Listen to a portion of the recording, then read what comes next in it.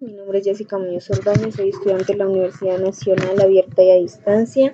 Eh, Soy de la zona centro-sur del Bordo. Hoy les voy a hablar de lo que es la furosemida, de sus contraindicaciones, de sus indicaciones, su uso. Eh, par-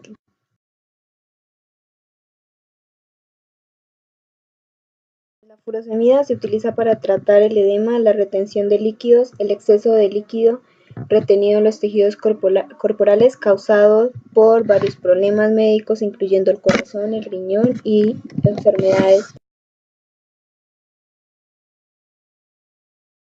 La furosemida está indicada en el tratamiento del edema asociado a la insuficiencia cardíaca congestiva, la cirrosis hepática llamada ascitis, la enfermedad renal, incluyendo el síndrome nefrótico. Tiene como prioridad el tratamiento de la enfermedad básica, además sus siguientes a quemadoras, y además sirve para bajar la hipertensión arterial leve o ya sea moderada. Eh, en la presión se utiliza para las personas con presión alta mayor a 160/90, se utiliza la furosemida para hacer, para hacer bajar la presión. Cuando no está indicada, la furosemida no está indicada cuando existe un desequilibrio electrolítico importante, tal como la hiponatremia, la hipocalcemia, la hipocalemia, la hipocloremia e hipognasemia. Las fluctuaciones de los electrolitos inducidos por la furosemida se producen muy rápidamente y pueden provocar un coma en pacientes susceptibles a este medicamento. Se recomienda administrar los comprimidos de furosemida con el estómago vacío. Deben ser tragados sin masticar y con cantidades de agua suficiente. Se debe tomar según el criterio médico porque cada tratamiento es diferente, cada paciente es diferente y como hemos visto, todo el cuerpo de cada persona es diferente y puede resistir más o puede resistir menos, como lo es en los pacientes geriátricos, nuestros ancianitos que son susceptibles a muchas cosas, entonces por eso se debe hacer así. En pacientes con su función renal normal o casi normal, la dosis diaria de furosemida suele ser de 20 miligramos a 80 miligramos, que pueden dividirse entre una o dos dosis al día. En pacientes con insuficiencia renal crónica se les administra 200 miligramos al día y las dosis iniciales suelen ser entre 40 miligramos una vez al día con una elevación prolongada según la respuesta clínica del paciente, según cómo su cuerpo, cómo almacenarlo y protegerlo. Se debe almacenar y conservar protegido de la luz, mantenerlo a una temperatura entre 15 a 30 grados, no superior a esta, mantener este medicamento fuera de la vista del alcance de los niños, ya que como son curiosos lo pueden tomar y pueden tener efectos adversos. Este no requiere condiciones especiales de conservación. No utilice este medicamento después de la fecha de caducidad que aparece en el envase, después de CAD. La fecha de caducidad es el último día del mes que se indica. No se debe tomar después de este porque ya su efecto no es el mismo y le puede causar efectos adversos a su cuerpo. Los medicamentos no se deben tirar por los desagües ni a la basura. Deposite los envases y los medicamentos que no necesita en el punto SIGRE de la farmacia. Y si trabajas en una droguería, llevarlo a la farmacia de un hospital.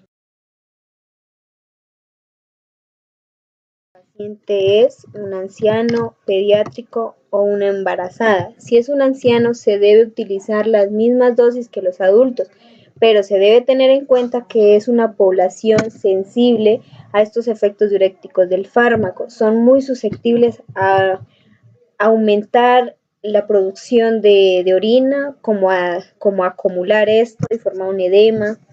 En los pediátricos, más que todo en los lactantes y niños, se recomienda administrar una dosis diaria de 2 miligramos por peso kilogramo.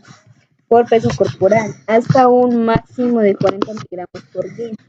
En pacientes prematuros, la furosemida puede dar lugar a la formación de cálculos en los riñones, nefrocalcinosis o nefrolitiasis, y puede aumentar el riesgo de persistencia de un cuadro clínico conjuntivo grave, ductus arterioso permeable. Su médico le indicará la duración de su tratamiento con este medicamento. No se debe suspender hasta que un médico lo diga.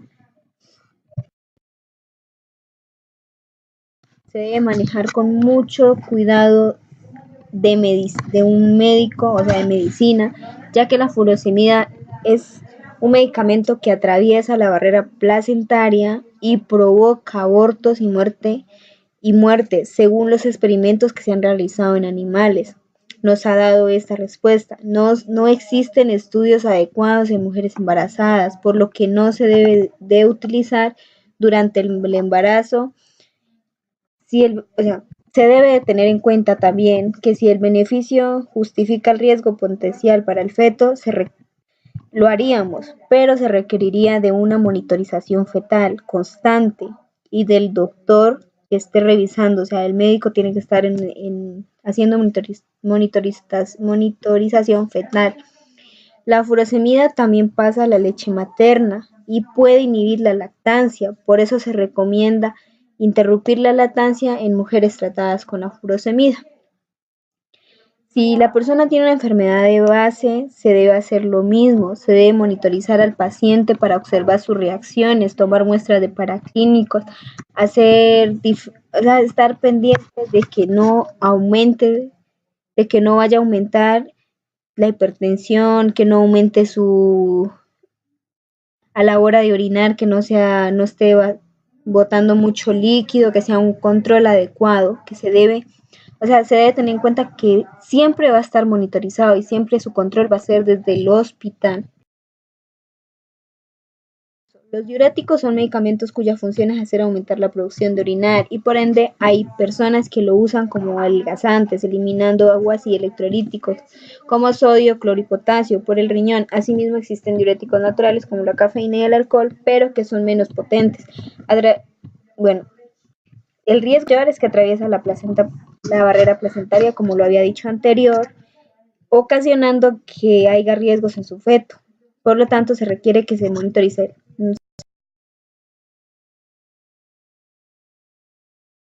Se mira la desnutrición, la hipotensión, el riesgo de diabetes y el aumento de ácido. Los medicamentos no se pueden usar simultáneamente. No se puede utilizar con la citromicina, el diazepam, diltiazem, dobutamina, ciprofloxacino, cloruro de potasio, fluconazol, gentamicina, labetalol, levofloxacino, metoclopramida, midazolam, morfina, netilmicina, ondansetron, tetraciclinas. No se deben mezclar en la misma jeringa ni infundirse con otros medicamentos. A la hora de aplicar debe haber una diferencia máximo de 1 hora, ya que si lo aplicamos con un antibiótico, este nos va a disminuir su efecto.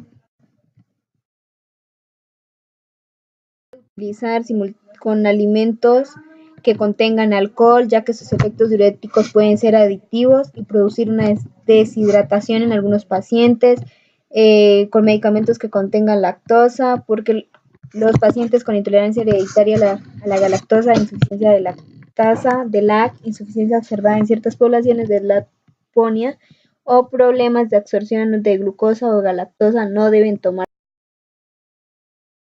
Hay que tener con las comidas y bebidas que no se puede consumir con alimentos que contengan alcohol o el alcohol en sí mismo produce productos de lactosa, ya que pueden ocasionar efectos adversos a este y disminuir su potencia.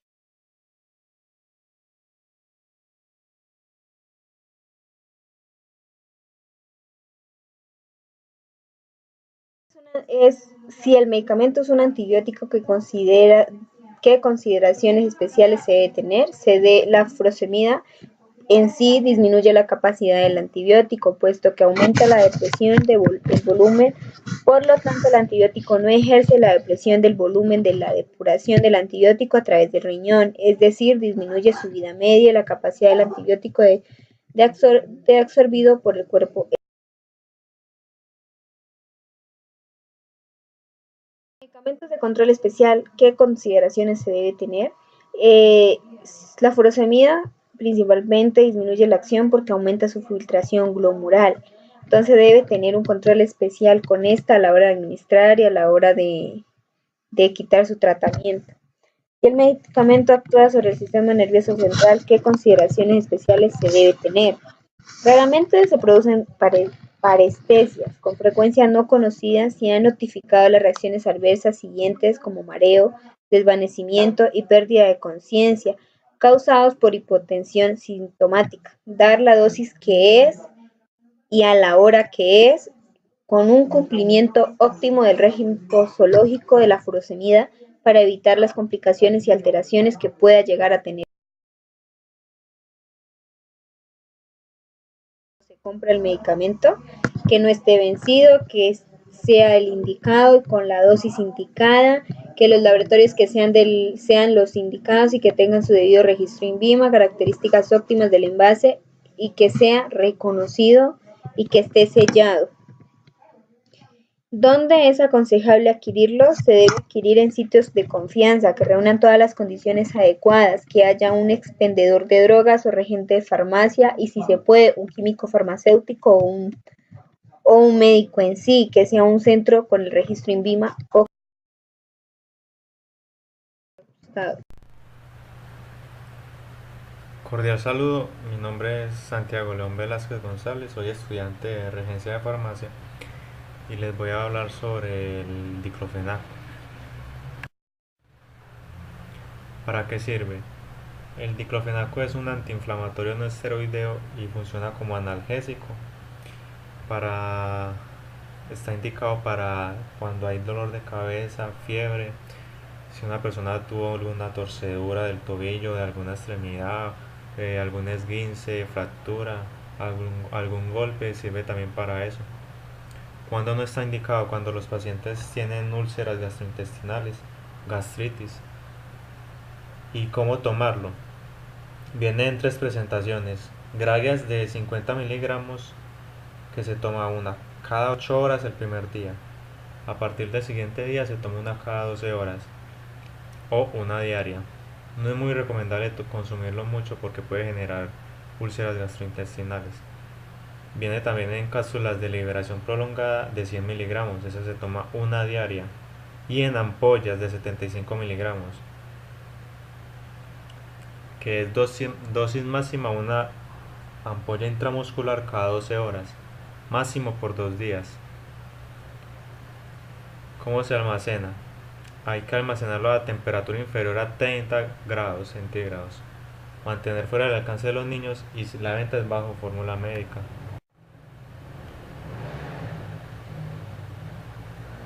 ¿Cómo se debe manejar si el paciente es anciano? Hay que reducir la dosis. ¿Y cómo se debe manejar si el paciente es niño? No es recomendable la administración. Si la mujer es embarazada, el diclofenaco tiene una categoría de riesgo del embarazo de categoría C en el primer trimestre.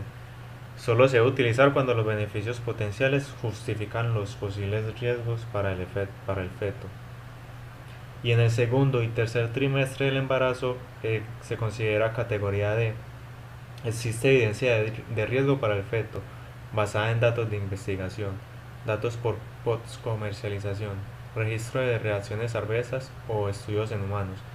Aunque los beneficios potenciales de su uso en mujeres embarazadas pueden ser aceptables, a pesar de los riesgos probables en algunas situaciones. ¿Qué riesgos tiene su uso?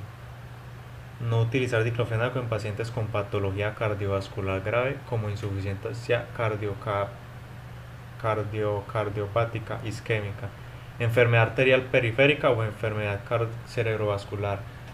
Y como decía al principio, en personas que sufren de gastritis o tienen alguna úlcera gastrointestinal. ¿Cómo se manifiestan los riesgos? incremento en el riesgo de tromboembolismo arterial asociado a su uso, similar al observar con los inhibidores selectivos de la ciclooxigenasa 2, particularmente cuando diclofenaco se utiliza a dosis altas, 150 miligramos al día, y durante periodos prolongados de tiempo, generan úlceras gastrointestinales. ¿Con qué medicamentos no se puede usar simultáneamente? Con algunos antiinflamatorios no esteroideos, como el naproxeno, el meloxicam, la nimesulida, el ibuprofeno, aunque sí se puede utilizar con el ácido acetil salicílico. No se puede utilizar con dosis altas de quinolonas, ya que han demostrado que puede producir convulsiones. ¿Con qué alimento no se puede usar simultáneamente? Jugos ácidos. ¿Qué precauciones hay que tener con las comidas y bebidas? No consumir simultáneamente con bebidas alcohólicas y jugos gástricos. ¿Qué precauciones hay que tener si se tiene una enfermedad de base? Si es cáncer de estómago no se puede tomar diclofenaco. ¿Qué precauciones hay que tener cuando se debe realizar pruebas de laboratorio? No aplica. ¿Cuál es la dosis tóxica? La dosis máxima diaria en el tratamiento con diclofenaco es de 150 miligramos máximo. ¿Qué puede suceder y qué hacer si se consume una dosis tóxica? Llamar al número de emergencias tóxicas o llevarlo al hospital más cercano. ¿Qué sucede si se olvida una dosis? Tomar la dosis que omitió tan pronto como lo recuerde. Si no se toma la dosis en la cantidad y frecuencias prescritas, ¿qué sucede? Puede generar problemas gástricos, más que todo cuando se consume más veces de lo indicado en el día. Si el medicamento como no es antibiótico, no aplica porque si es medicamento de control especial, tampoco aplica porque no es medicamento de control especial. Si el medicamento actúa sobre el sistema nervioso central, ¿qué consideraciones especiales se debe tener? Ninguna. ¿Qué se debe revisar cuando se compra el medicamento? La fecha de vencimiento, lote, que el medicamento esté en buen estado. ¿Y dónde es aconsejable adquirirlo? ¿En la farmacia o centro hospitalario? Las referencias bibliográficas. Gracias por su atención.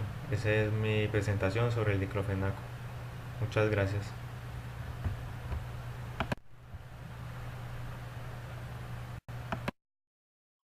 ¿Cómo están? Mi nombre es Eliana Parra, soy del CEAD de Fusagasugá, estudiante de regencia en farmacia, y voy a exponerles el fármaco que escogí para esta guía, que fue la warfarina.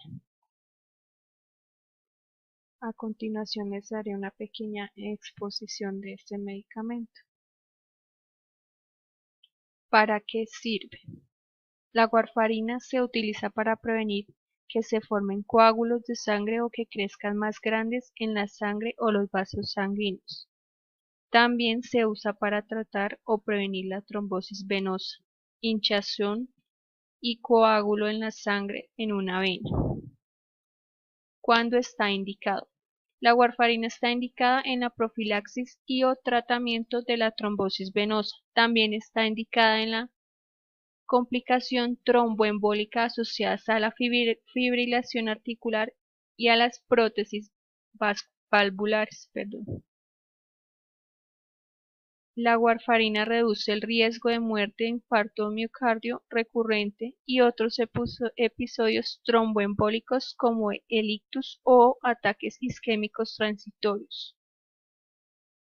¿Cuándo no está indicado? Esta no está indicada en casos de tendencia hemorrágica o discrasia sanguínea, cirugía reciente o próxima, ulceraciones de los tractos digestivo, genitourinario o respiratorio, hemorragias cerebrales, aneurismas de aorta u otras localizaciones. También está contraindicada en la hipertensión maligna y en casos de anestesia o punción espinal o epidural. ¿Cómo y cuándo tomarlo? Usualmente se toma una vez al día con o sin alimentos. ¿Por qué tome la warfarina aproximadamente a la misma hora? Porque para que haga un uso mejor de este y le haga más efecto. Seguir atentamente las instrucciones que se encuentran en la etiqueta o lo que su médico le recetó. No tome más ni menos cantidad de medicamento ni lo tome con más frecuencia de lo que indica la receta de su médico. Llamar a su médico si toma más de su dosis recetada inmediatamente. ¿Cómo se debe manejar si el paciente es una mujer embarazada? La warfarina se clasifica dentro del grupo X de riesgo durante el embarazo.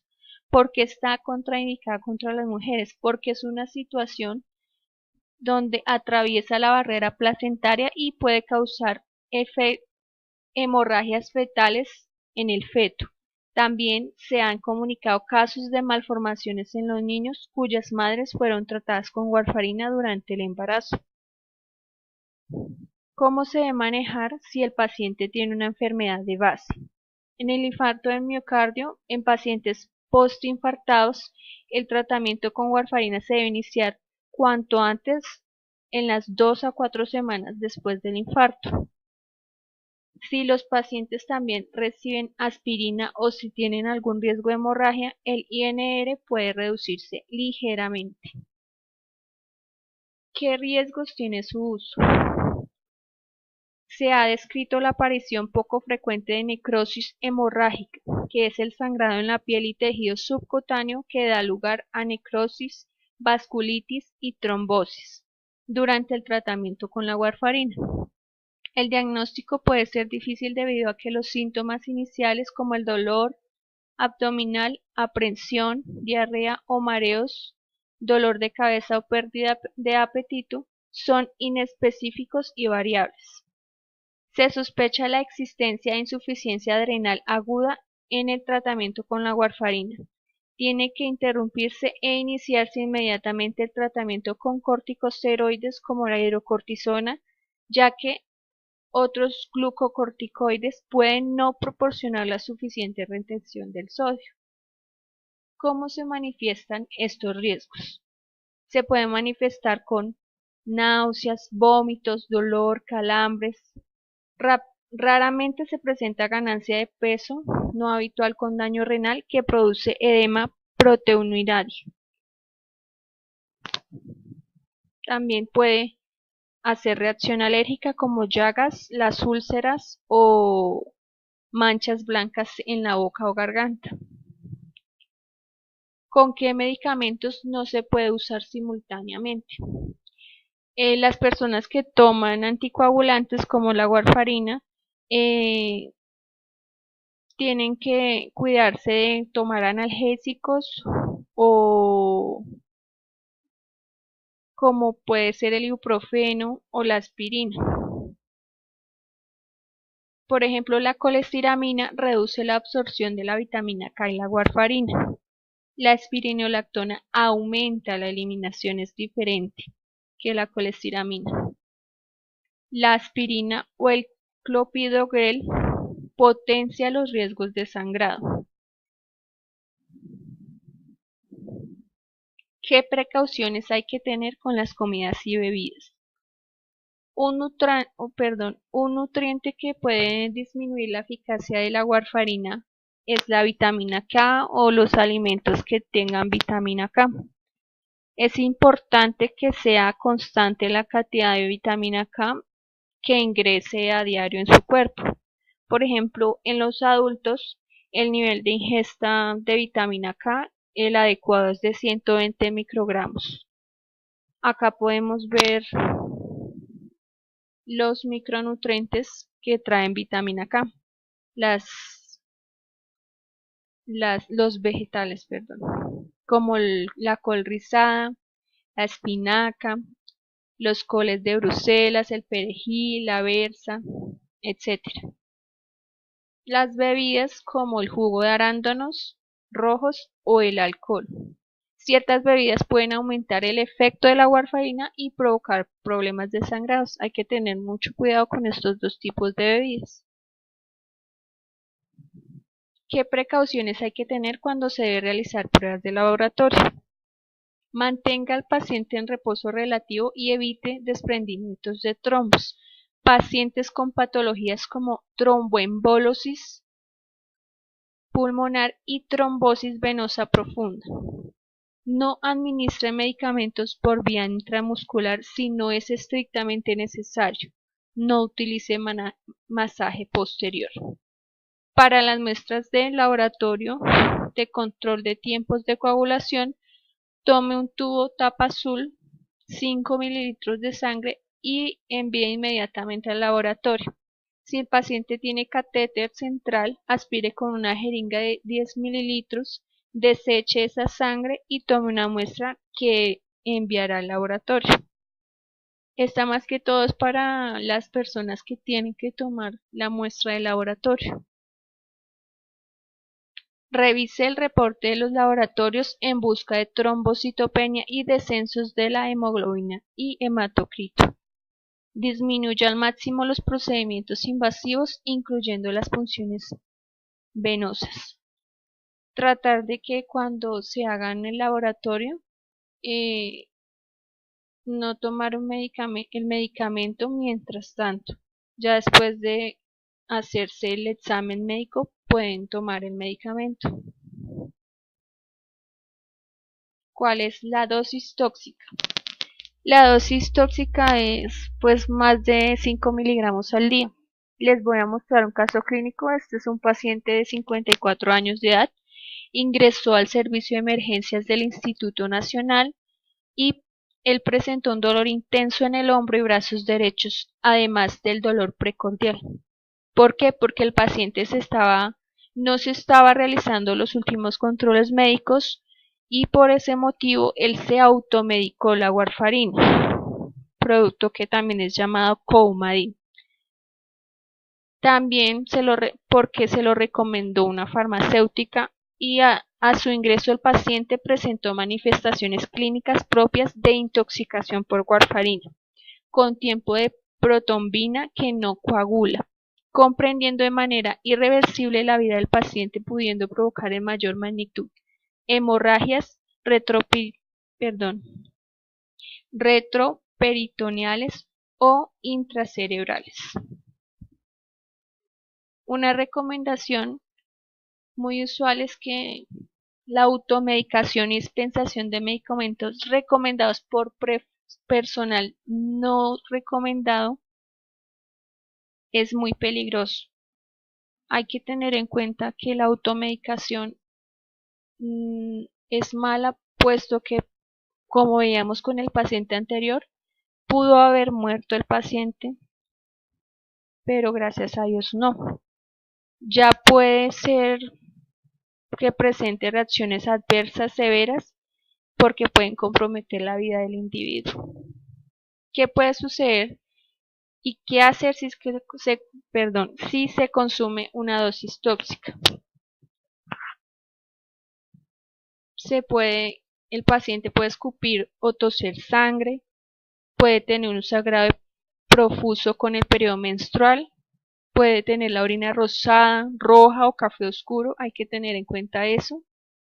También manchas rojas, pequeñas, planas o redondas debajo de la piel, sangrado o moretones inusuales. Estas son como los síntomas para evaluar. ¿Qué sucede si no se toma la dosis en la cantidad y frecuencia prescrita?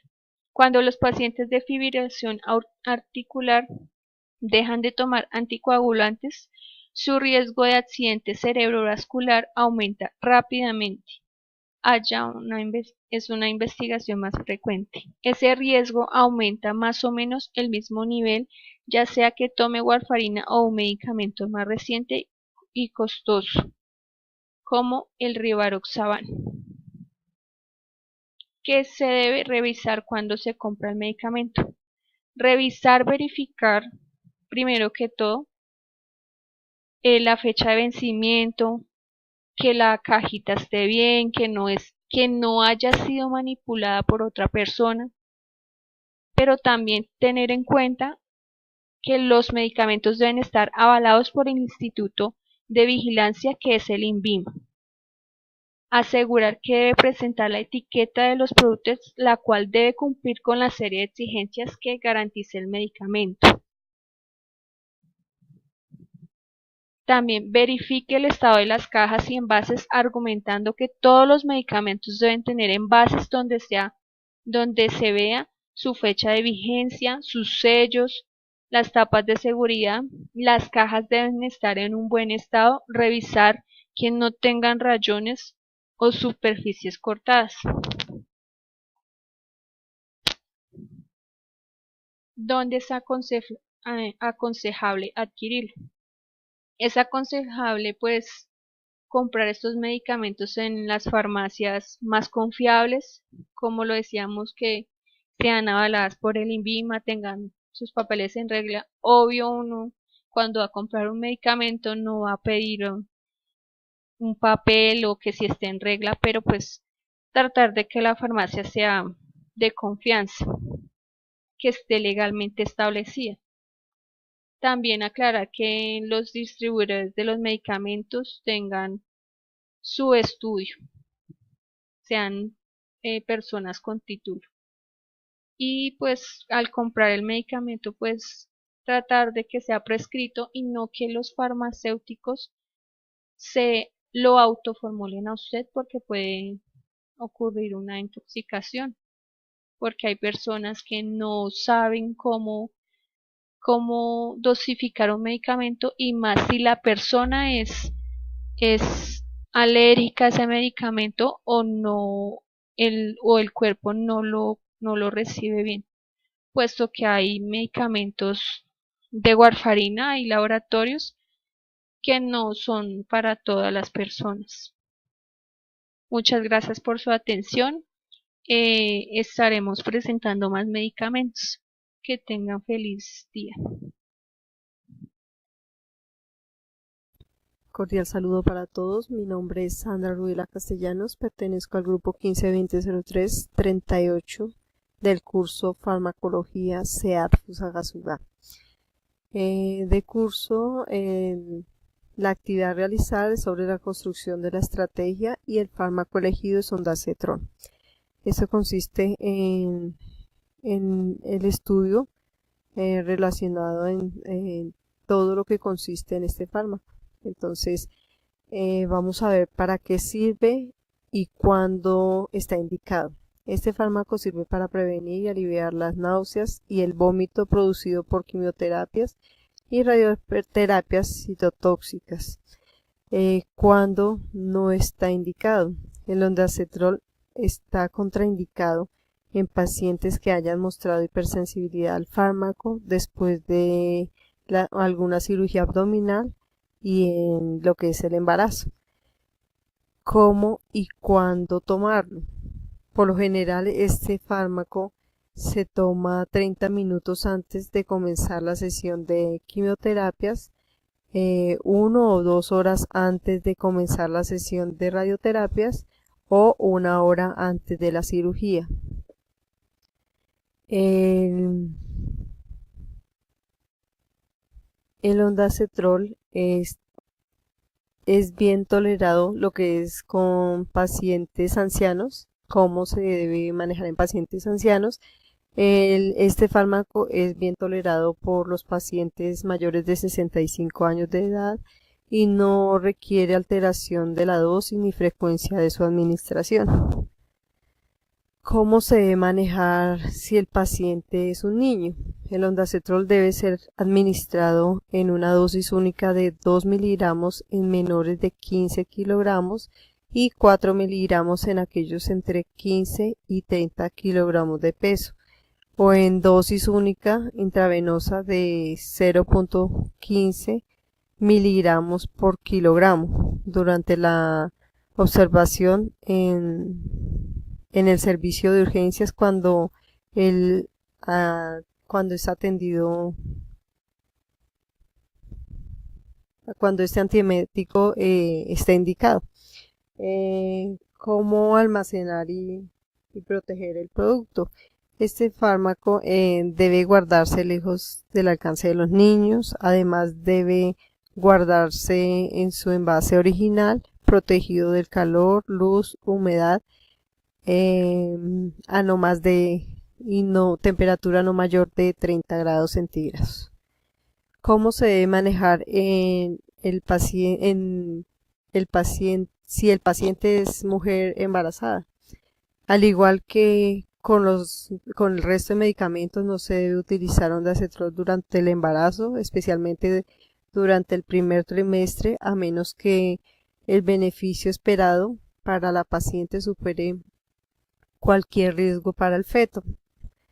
Además, ¿cómo se debe manejar si el paciente tiene alguna enfermedad base? Estas enfermedades son como enfermedades crónicas o genéticas. Entonces, en estos pacientes se debe observar si existe alguna presencia de posibles alergias, interacciones y contraindicaciones respecto al fármaco e informar al paciente que debe decirle a su médico si está utilizando o ha utilizado recientemente cualquier otro medicamento, incluso los adquiridos sin receta médica, ya que pueden ser necesario interrumpir el tratamiento o ajustar la dosis de alguno de ellos para asegurarse de que el ondansetron es seguro para el paciente.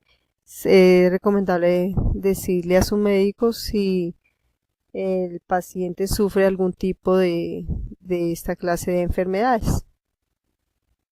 Los riesgos de uso. Uno de los riesgos pues es la presencia de algún tipo de reacción o efecto secundario. Estos se manifiestan a través de los síntomas, que es el síntoma de reacciones alérgicas como sarpullido, ronchas, fiebre, escalofríos, dificultad para respirar, hinchazón de la cara, labios, lengua o garganta. También por problemas digestivos como estreñimiento severo, dolor de estómago o distensión, dolor de cabeza con dolor de pecho y mareo severo, desmayos, palpitaciones cardíacas rápidas o fuertes, visión borrosa o pérdida temporal de la visión. Precauciones. Algunas precauciones que se deben de tener en cuenta en el caso de la alimentación: se debe evitar las comidas que sean pesadas y que ocasionen pesadez y con algunos contenidos de grasa.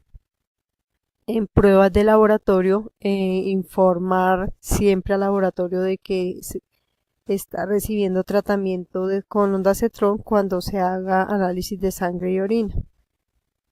También hay que tener en cuenta que existen la dosis tóxica. La dosis de este fármaco es de 72 miligramos por vía intravenosa. O sea, a partir de ahí ya empieza a ser una dosis tóxica. ¿Qué puede suceder y qué hacer si se consume una dosis tóxica?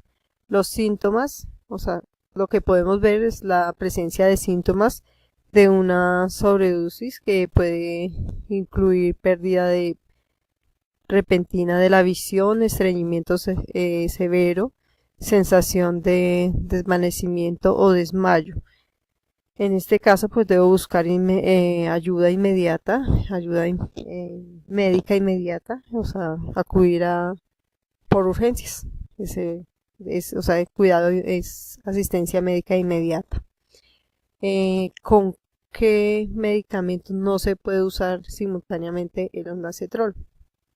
Este fármaco no se puede mezclar con medicina para tratar la depresión, medicina para tratar trastornos psiquiátricos, un fármaco que sea narcótico, opioide, o medicinas para tratar o prevenir las náuseas o el vómito. Esta lista pues no es completa y hay muchos otros fármacos que pueden interactuar con ondansetron. Esto incluye las medicinas que se obtienen con o sin recetas, como vitaminas y productos herbarios. ¿Qué se debe revisar cuando se compra el medicamento y dónde adquirirlo?